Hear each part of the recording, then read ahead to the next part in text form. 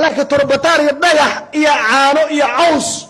canshuur ka qaadaysa ilaahay idinku dhaashay ma kitaabka wasaaradda maaliyadda iyo buug haddii ilaahay kuuray ku taala arrintaas wax qabanaya ma lahan dowladda dhaxaan kala doodnay ra'iisul wasaarahan uga tagnay ra'iisul wasaare ku-xigeenka uga tagnay wasaaradda maaliyaddan kala hadalnay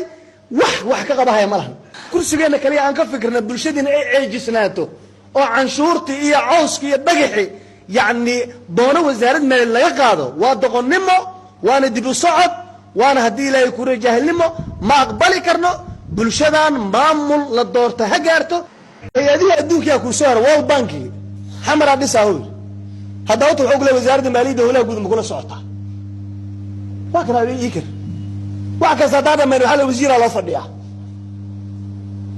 wax kastoo khayraad iyo macaawino yimid wasaaradaha oo halkaa u istaagta wasiir 6 bilood iyo 7 bilood ku xisaabtan maayo